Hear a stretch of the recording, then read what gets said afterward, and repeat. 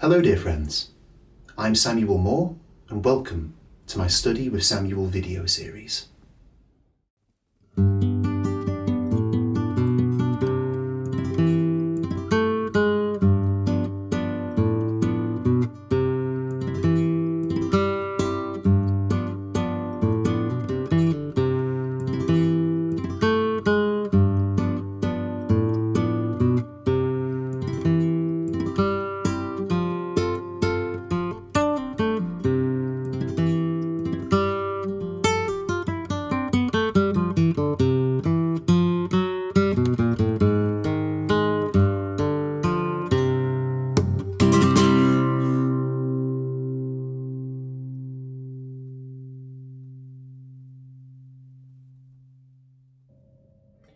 Today, I'd like to look at the flamenco palo Guajiras.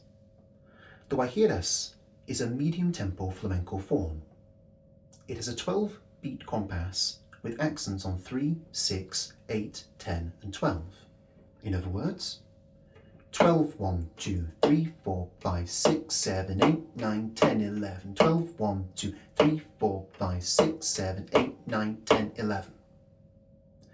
In terms of its key, you can perform the Guajira in many different keys, but the most common key is A major. And therefore, when playing Compás, the main chords you're working with are A major and E7. There are other chords that you can use when playing Compás, but they're the two main ones I'd like to focus on today. As mentioned in previous videos, the purpose of these lessons is not to teach you the whole structure of how the Guajira works, nor is it to teach you falsettas or technique. We're principally interested in looking at Compás playing, the core rhythmic idea that you keep coming back to again and again when performing. I often find that students of flamenco often fall into the trap of playing very simplified Compás. They tend to loop around the same idea again and again with little or no variation. Sound familiar? Well, if so, this video may be exactly what you're looking for, because we're going to tackle this issue directly in this class. I'd like to do this by establishing one core Compás idea, and then using that as a framework to build variations. Let's begin by looking at the basic Guajira Compás, this.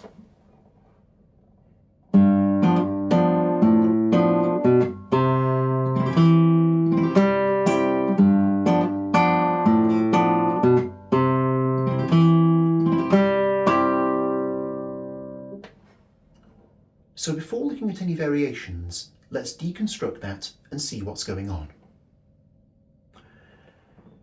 The first thing worth saying is this.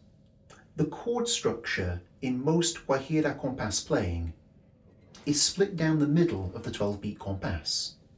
You play the E7 for beats 12 through to 5. 12, 1, 2, 3, 4, 5. Then on beat 6, we move to A, the tonic chord, and we stay there till we get to beat 11. 6, 7, 8, 9, 10, 11. In other words, 12, 1, 2, 3, 4, 5, 6, 7, 8, 9, 10, 11, 12, 1, 2, 3, 4, 5, 6, 7, 8, 9, 10, 11. So let's now look at how these two chords work and how we can use both the left and the right hand to add a little bit more interest. So for the first 6 beats when you're on the E7 chord, we're going to use this hand by having the thumb play bass notes, all rest stroke, and having these 3 fingers all lined up on the D, G and the B string to do chordal accompaniment. The basic idea will be that you start by playing an E bass note with the thumb, and then 2 chords to accompany. With the Compás, that's 12, 1, 2. Then, when we get to beat 3, we bring this finger up here to F sharp, and we play the F sharp, the chord, and then with the pinky, the G sharp. So it's basically 3, 4, 5.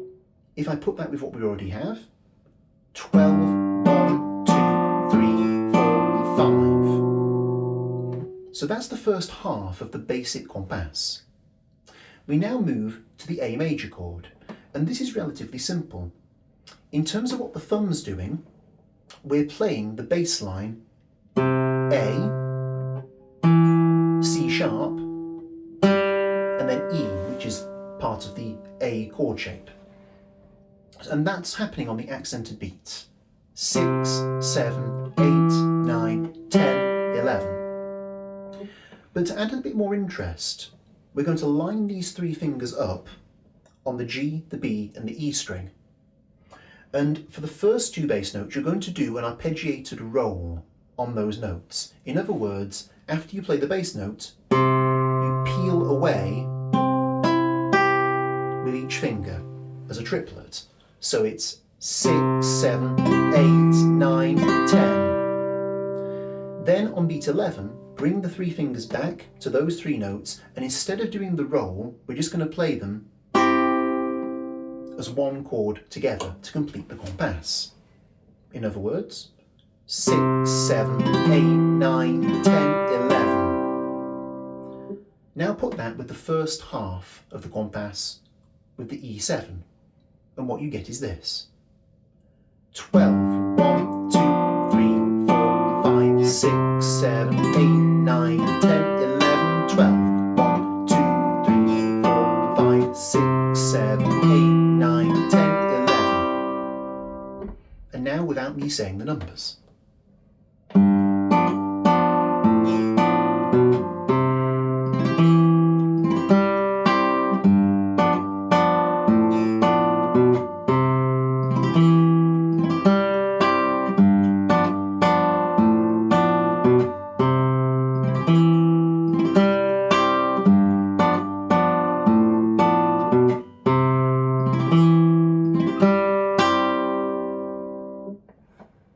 So that is your basic compass idea.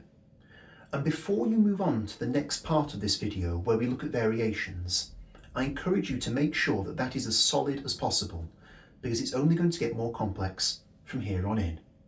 If you need to move the video back and play along with me at various points, now's the time to do so.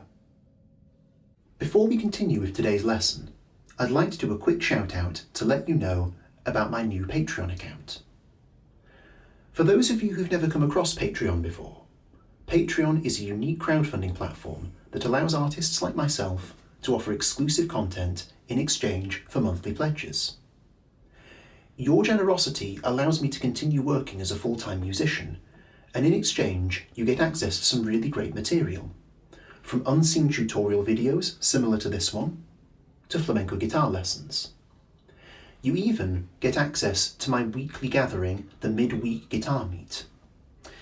This weekly study group takes place on Wednesday evenings and is a great opportunity to connect with a global community of like-minded musicians who share your passion, at the same time as getting targeted feedback from myself on a regular basis. So if all this sounds interesting to you, please click the link in the description below to access my Patreon page and select an option that works for you. I look forward to meeting you, connecting with you, and together, continuing our musical journey. Now, however, let's get back to today's lesson. So having now established our core compass idea, I'd like to look at a number of ways that you can vary your compass playing. The most logical way to do this and to categorize the different ideas is to split the compass straight down the middle. We'll look at some ideas for the E7 chord on beats 12 through to 5, and some ideas for the A major chord from beats 6 through to 11. Let's begin by looking at a few embellishments for the E7 chord. The first thing I'd like to look at is how you can use different arpeggio ideas with this hand to create more interest within the phrase you've already learnt. The first one I'd like to teach you starts exactly the same way as the chord compass idea. We play the bass note, and then we have the punctuated chords. So 12, 1, 2. But then when we get to beat 3, and we have this line that goes F sharp, G sharp, instead of having a chord in between those, we're going to have these two fingers doing an arpeggio pattern on the G and the B string. So you're going to play the bass note, then followed by the index finger playing the G string, and the second finger playing the B string. And then the same when you get to the next bass note. So it's basically, if I put that with what you've already got at the start, you get 12, 1, 2, 3, 4, 5. I'll do that again. 12, 1, 2, 3, 4, 5. And then carry on as normal on A. 6, 7, 8, 9, 10, 11. I'll just loop that a couple of times without me saying the numbers.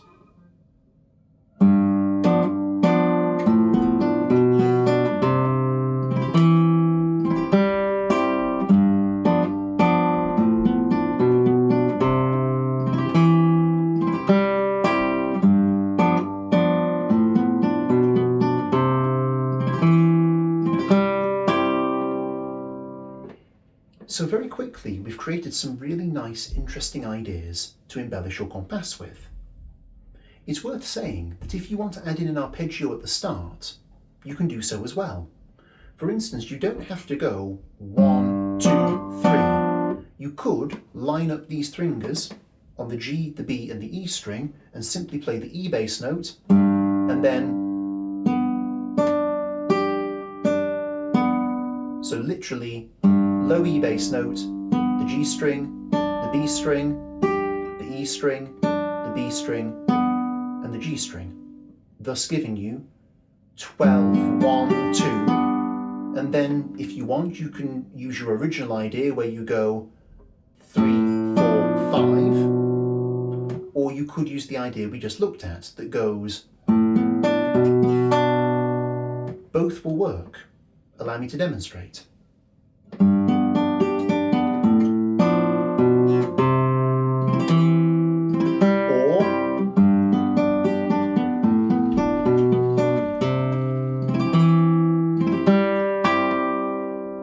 Very simple, but very effective. So that's one idea to vary your compass playing using an arpeggio technique. Another really good way is to change the bass line. Something like this.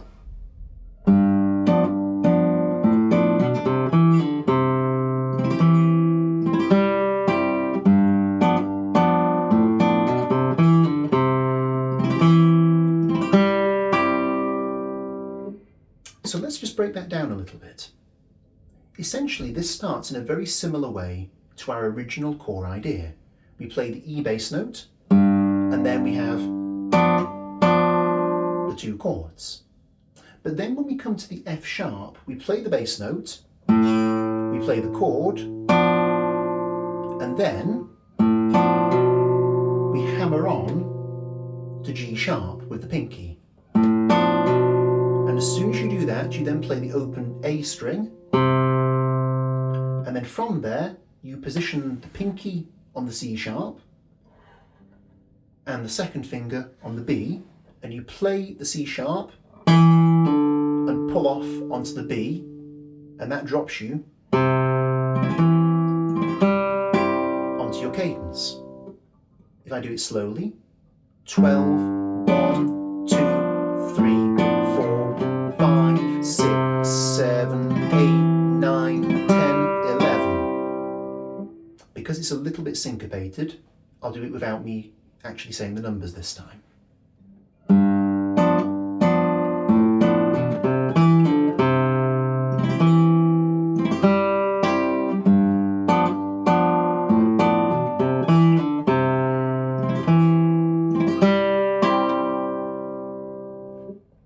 So again, very small changes, but it's made a big change to your options for when playing Compás. I'd like to look at one final idea for embellishing the E7 chord. So far, most of our melodic ideas have focused on the bass movement. I want to now look at movements that focus on the top notes of the chord. In other words, creating a chord melody when you're playing. So all we're going to do is line the fingers up as usual. The thumb's going to be positioned on the E string, and these three fingers are going to be lined up on the D, the G and the B. You're going to start with a bass note on the E, and then play those three fingers together. But we're now going to change the top note of what you've just done. You're going to play another two chord ideas with those three fingers. The first one now has a C sharp on top of the chord. And then the second one has a D. So you're moving up the scale. 12, 1, 2, 3.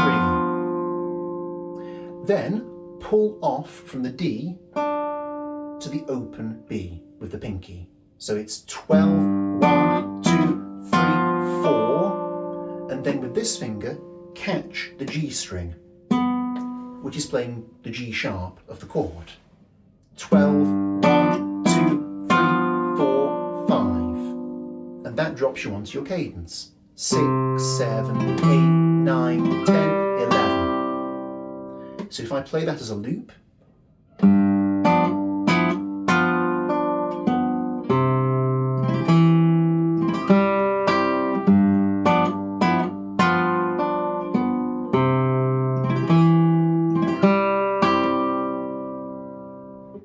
again, very simple but very effective. Having now looked at a few ideas for embellishing the E7 chord, I'd like us to turn our attention to the A major chord. It's worth saying from the outset that you tend to vary the A major chord less than you do the E7 chord. This being said, there are a few really nice ideas that we can use within this section of the Compás. The original idea is relatively simple. 6, 7, 8, 9, 10, 11. For the first embellishment I want to show you, we're going to keep most of this the same. You're still going to go 6, 7, 8, 9, but then instead of going 10 and, we're going to have a moving bass line. The pinky and the third finger are going to do this, and it goes F sharp, F. 6, 7, 8, 9, 10, and 11, okay? So 10, 11, 6, 7, 8, 9, 10, 11. Now, that F sounds a bit odd, doesn't it? Well, the reason for that is relatively simple.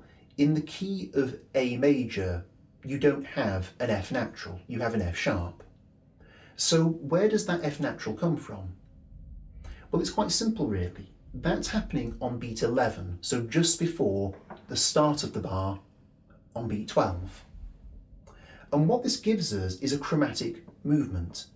F sharp, F, and then of course you're going to move back to the E7 chord, and the first thing you'll do is play the bass note. So it moves back to E. F sharp, F, E. Okay? In other words, it's a very effective idea to get you back. If I loop this, it'll make a bit more sense. So, 12, 1, 2, 3, 4, 5, 6, 7, 8, 9, 10, 11, 12. 1, 2, 3, 4, 5, 6, 7, 8, 9, 10, 11.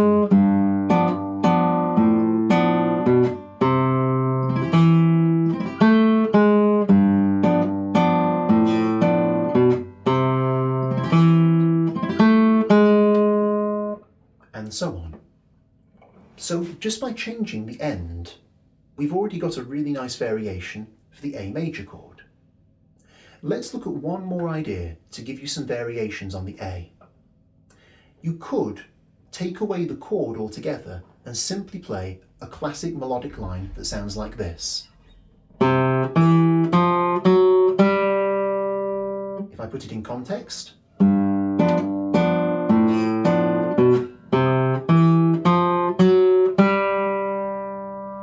so all we're doing here is we're playing the A on beat 6, and by the way, all of this is played with the thumb, rest stroking every note. So it's A on beat 6, C sharp on beat 7, D natural on beat 8, then beat 9, D sharp, and then E on 10. So it's 6, 7, 8, 9, 10, and 11, just leave it blank. If I put this in context, 12, 1, 2, 3, 4, 5, 6, 7, 8, 9, 10, 11, 12, 1, 2, 3, 4, 5, 6, 7, 8, 9, 10. And now without me saying the numbers,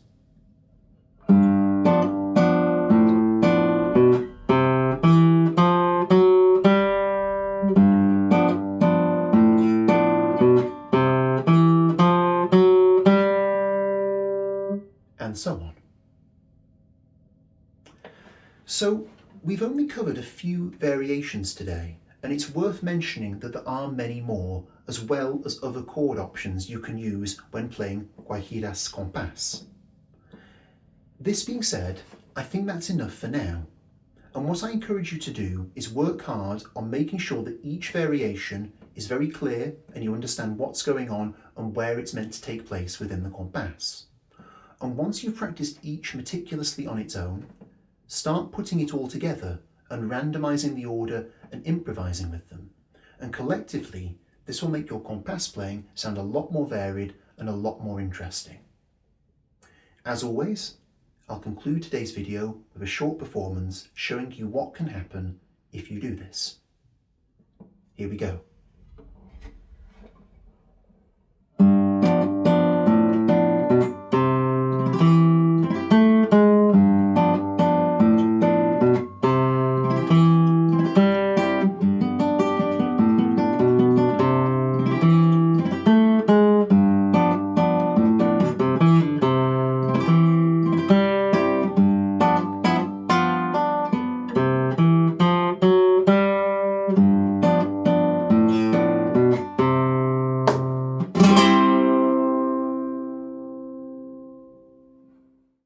Well, my friends, I'm afraid that's all we have time for today.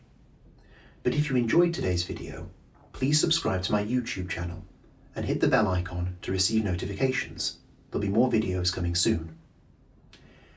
If you're interested in studying with me on a more one-to-one basis, you can book Zoom and Skype lessons via my website. A link is in the description below. Until we next see each other, however, you stay safe, and as always, thank you for watching.